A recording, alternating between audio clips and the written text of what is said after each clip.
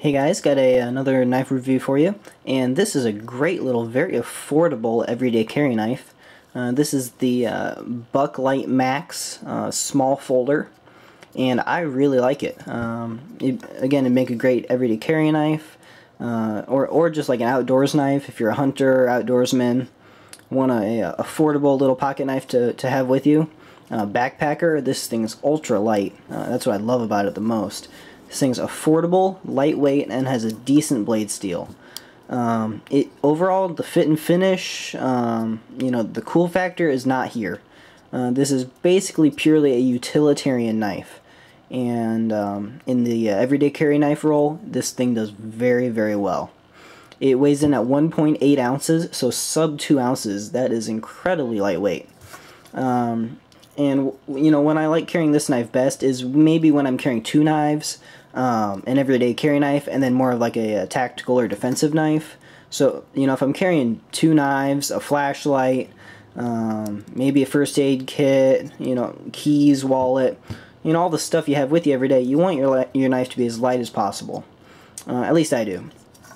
So, for just a little everyday carry knife, it's great. The blade length is under 3 inches, so if you're in jurisdictions where you can't carry a knife over 3 inches long, it's great. Your blade steel on here is just the standard 420 high carbon, or 420 HC, which is a decent everyday carry steel. It's not super high end, but it is a very usable, very, very workable steel. It's gonna be decently corrosion resistant, so you're not gonna have big issues with rust on this. It's gonna hold an edge long enough that you can use the knife, and it's not just gonna go dull immediately. It will hold an edge, and it's gonna be soft enough though that it's pretty easy to resharpen too. So overall, it's a very good kind of very usable steel. It's I really like the blade shape on here. It's a little thinner. Generally, I kind of like a little more broad blade, just so it slices better. But it is a very thin blade, so it does slice decently well. And I really like this kind of false edge on the top there. It's not sharp, obviously, but it gives it a really nice look, and gives it a very fine tip, which is really nice for more delicate kind of everyday carry, tasks. Getting at splinters, whatever you need to do. And I don't feel that, while it is delicate, I don't feel that it's overly, overly weak. Especially, seeing this as a light-duty knife, I think it's fitting. So I like it. It is hollow ground, and you have a very nice relief edge on there. Your relief edge is pretty squared away. You're not going to have to reprofile this or anything like that. It's going to be decently easy to sharpen. Now, it is a backlock design, which is nice. I think a lot of people will trust a backlock a lot more than, like a liner lock. And I kind of feel the same way, especially when we get into these much more affordable knives, cheaper knives. This thing goes around like, 12 to 15 bucks. So, very affordable knife. I think in nicer knives, for example, the Spyderco Cat, I definitely trust a liner lock. I think it's definitely strong enough when, you have good quality control on all your tolerances. But inevitably, when you're trying to kick knives out like this very quickly, you will have minor quality issues, and so I think a backlock's a little more forgiving of that. As you can tell, the backlock is all the way in the rear. It's not going to be like a Spyderco Delica or something where it's in the middle there. So it is a little harder to do one-handed. It is possible, kinda. You kind of gotta hold it and kind of shake it a little, and then so you can do it. To me, one hand opening is a lot more important than one hand closing. Your handles on here, your lockup on here, you do have a little bit of play, both up and down and side to side. Not a ton, not enough that it's going to affect the function of the knife at all, but it is there. Just something to be aware of. If it was a more expensive knife, a knife that had a lot more cool factor to it, it'd probably bother me. Being the utility knife that it is, it doesn't really make a difference, so I don't really care that much. It is solid polymer handles, which I really like. There's no steel liners in there, and that's what helps you get down to that very light sub 2 ounce weight. which is great. You don't need steel liners in there. This is a light duty knife. You're not going to be doing anything, overly, stressful on this knife. It is riveted together, so it's not mini Torx bit. That's a cost-saving measure. Obviously, I'd like to be able to take my knife apart, but is it a deal breaker? No. Again, keep the price in mind. It's a very affordable knife, but I still think it's very functional. You do have dual thumb studs on there, which is nice. And what I've noticed is that it is a little bit stiffer spring in here. You're not going to be, you might be able to flick this knife out. I can if I really try. But you kind of have to really dig your thumb into there. And it was a little stiff when I first got it. It's kind of loosened up a little. But if you just kind of go easy on it, you might kind of slip off. You see there. But if you really dig into it, it's totally easy to get open. So, if you have really big hands, this is kind of a skinny handle.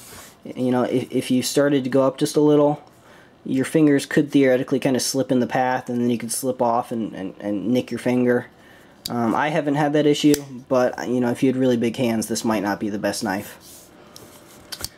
So your clip on here is very well designed, and it's rare to see such a fantastic clip on such a cheap knife.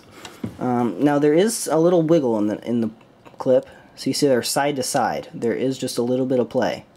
And the reason for that is that you have a rivet there, and then you have like a little pipe right here.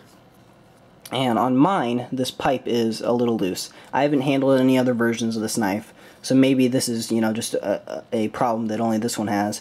So there is just a little side-to-side movement on there. It doesn't affect the function of the clip at all. Keeps in your pocket fine. Has pretty adequate retention. And so, it doesn't affect the function, but just something to be aware of. I've never had this knife come out of my tongue-tied. I've never had this knife come out of my pocket at all. It's retained very nicely, and I really like how low profile it is. However, I did have a friend carry this knife for a day or two, and when he was taking his jacket off, his jacket actually snagged the bottom of his clip and popped the knife out of his pocket. And because it's such a light knife, he didn't notice. So somebody actually came up to him and said, "Hey, is this yours? Did you drop this?" He said, "Yeah."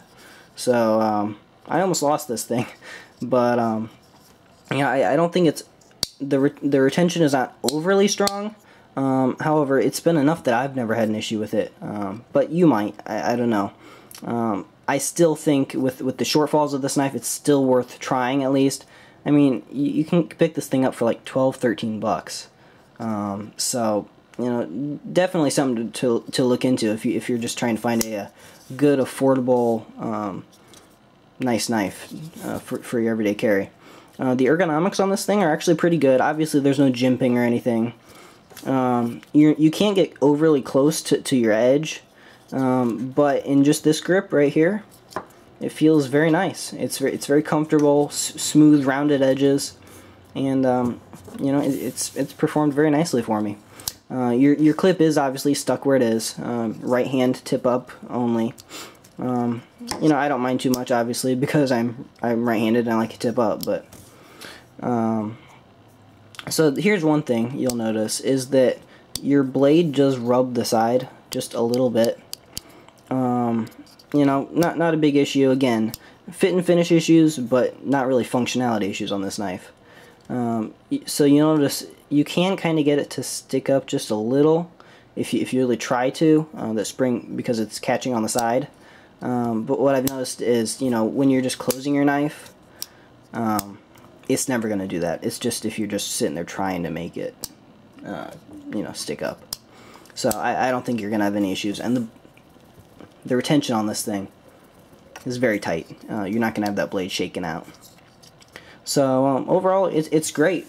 For the price, I can put up with some of the fit and finish issues. Because I still have a fully functioning knife here that I can just use and not worry about it. If I lose it, hiking, oh well. I don't want to, but it's only a $12 knife. If I break it, doing whatever, again, oh well. it's not, I don't know, I wouldn't really call it disposable, but it's about as close as to disposable as you can get while still having a quality blade steel, you know, from a quality brand. And it has Buck's lifetime warranty. So, you know, not a big issue.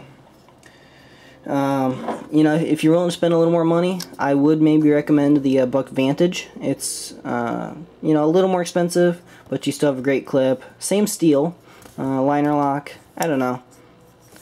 Not quite as comparable, but it is just a little bit nicer of a knife, at least fit and finish wise. So there's a little size comparison.